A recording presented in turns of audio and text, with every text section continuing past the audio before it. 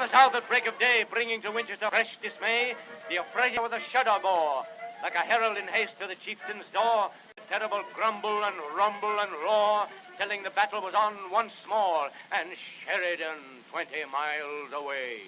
And wider still those billows of war thundered along the horizon's bar, and louder yet into Winchester rolled the roar of that Red Sea uncontrolled, making the blood of the listener cold as he thought of the stake in that fiery fray, and Sheridan 20 miles away.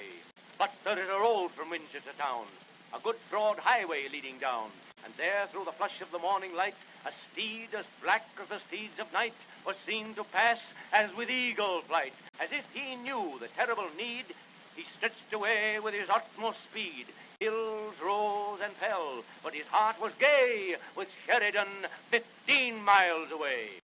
Still sprung from those swift hoofs, thundering south the dust like smoke from the cannon's mouth, or the trail of a comet sweeping faster and faster, foreboding to traitors the doom of disaster.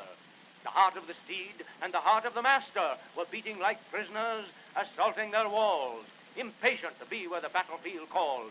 Every nerve of the charger was strained to full play, with Sheridan only 10 miles away.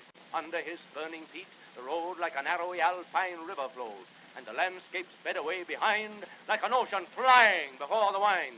And the steed, like a bark fed with furnace ire, swept on with his wild eyes full of fire. But lo, he is nearing his heart's desire. He is snuffing the smoke of the roaring fray, with Sheridan only 5 miles away.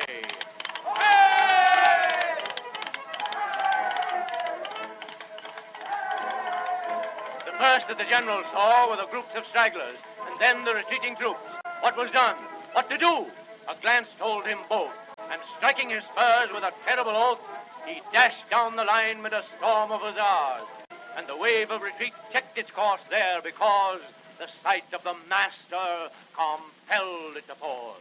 With foam and with dust, the black charger was gray. By the flash of his eye and his red nostrils play, he seemed to the whole great army to say, I have brought you, Sheridan, all the way from Winchester down to save the day. Hurrah! Hurrah for Sheridan! Hurrah! Hurrah for horse and man! And when their statues are placed on high, under the dome of the Union sky, the American soldier's temple of fame, there with the glorious general's name, be it said in letters both bold and bright, here is the steed that saved the day by carrying Sheridan into the fight from Winchester 20 miles away.